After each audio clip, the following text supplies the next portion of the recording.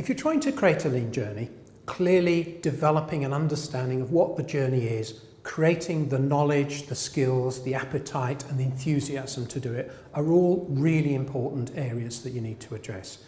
There are many ways to do this, but generally I would say the starting point is with the senior management, the VPs in the organisation. Because if they don't understand what this is about, they don't understand what Lean is about, how can they lead the actual programme? So what we find is the sort of masterclasses that we run at TLN are ideal to bring people in to get that very high level understanding, and after that start thinking about how you cascade that down to the middle managers and lower levels in the organisation.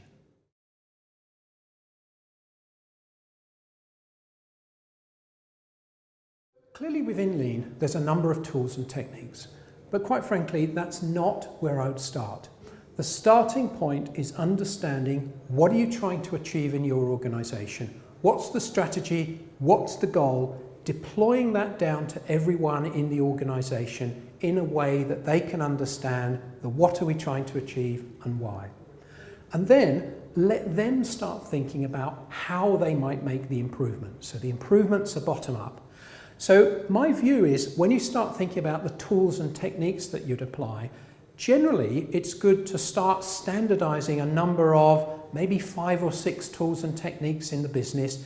This is what it is, this is how it operates, and then teach people how to do it. But let them have some autonomy to move it around, to make it work in environment. So for instance, if you're applying 5S as a tool, how you do that on a shop floor might be slightly different than how you do it in the R&D environment. So give some flexibility, get people involved, get people to be empowered by thinking about their own way.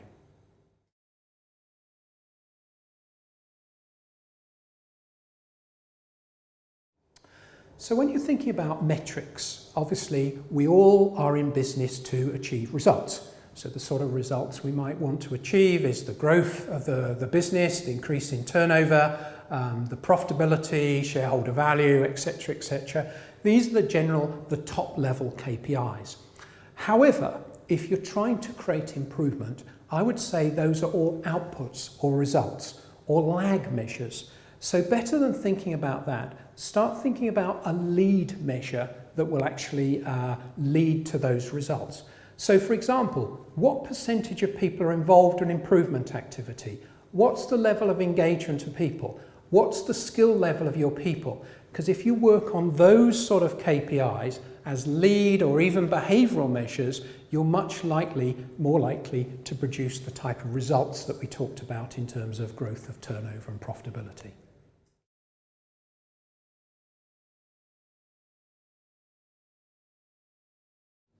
So one of the issues that we find with many organisations is not starting a lean program. Usually the first 6 months, year, maybe 2 years is all fun, exciting, people get very engaged and so forth.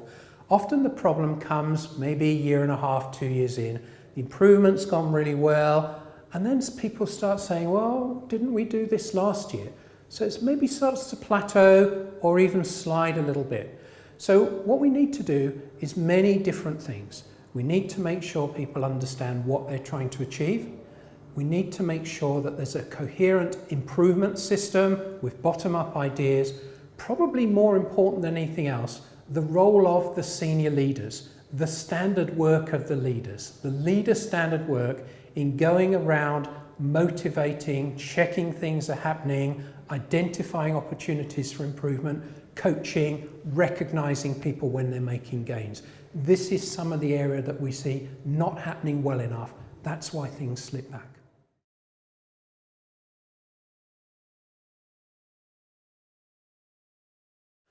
So one of the issues also we find is that you find big multinational organizations doing lean, and sometimes you find one site that's a real standout site.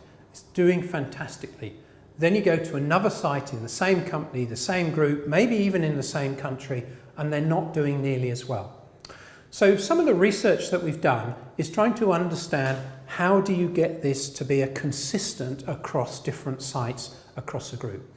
So working with one major global pharmaceutical medical device organization, what we found is we tried to understand why they had been so successful at one of their very best sites. And what we understood, we looked at 10 different steps of how they'd gone from top-level strategy, defining strategy locally, behaviours, deploying this down, creating huddles and improvement, employing tools, leaders' activity, and the learning and development approaches. And what we found was the majority of the reason they'd been successful is they'd actually developed the approach themselves. They'd actually worked on 6 or 7, their own formula, so they owned it, and that's why it worked. So the challenge they had was, how are we going to roll this across the group when the success had actually been the local involvement of the people?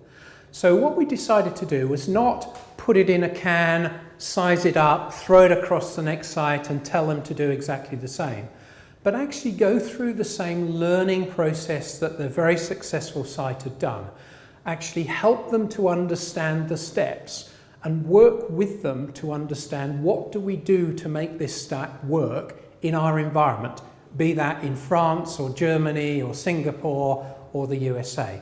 So in other words, they owned the result themselves. It was their program, not something that corporate head office had just told them to do.